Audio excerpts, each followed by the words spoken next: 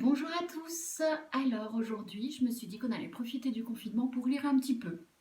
Je vais donc vous présenter une sélection de livres que moi j'ai beaucoup appréciés, toujours dans une thématique de développement personnel évidemment. Donc on va commencer ici avec Nicole Bordelot qui nous explique comment vivre l'instant présent. Donc Zénitude et Double Expresso. Je vais vous lire un petit extrait qui est vraiment d'actualité, enfin, je trouve. Alors, donc quand notre esprit est instable, confus et agité, nous sommes ballottés dans des flots perturbateurs d'émotions tels que l'angoisse, la colère, la peur, l'envie, l'irritabilité et la jalousie. A l'inverse, quand notre esprit est clair et paisible, nous faisons l'expérience du contentement, de la joie, de la paix intérieure, du bonheur. Autrement dit, notre esprit, c'est la fenêtre à travers laquelle nous voyons la vie. Et si nous voulons changer de vie, nous devons commencer par transformer notre esprit.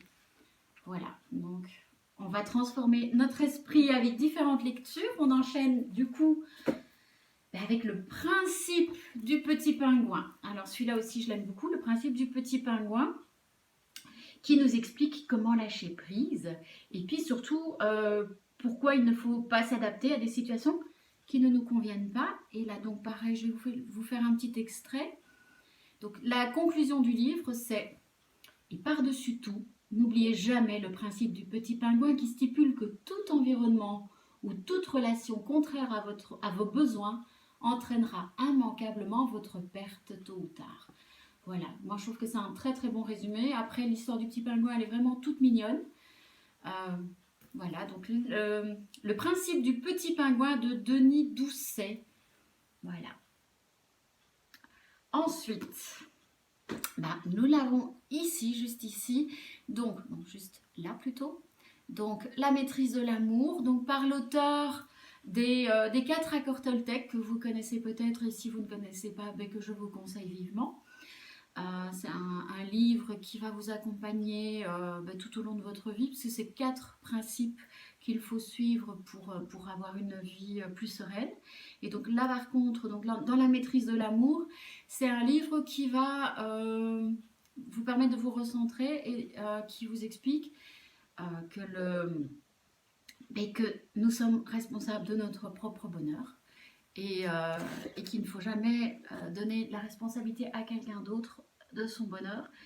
Et inversement, hein, nous ne sommes absolument pas responsables du bonheur des autres. Donc on est dans le cadre des relations toxiques et des manipulateurs, ce sont des gens qui vont vous rendre responsable de leur malheur, alors que bon, voilà, on sait très bien que ce n'est pas le cas. On a toujours la possibilité, enfin voilà, si la personne n'est pas heureuse avec nous, eh ben, il n'est pas obligé de rester, hein. Et évidemment vice versa, nous sommes toujours responsables de notre propre bonheur. Donc moi voilà, j'aime beaucoup ce livre, je vous le conseille aussi vivement.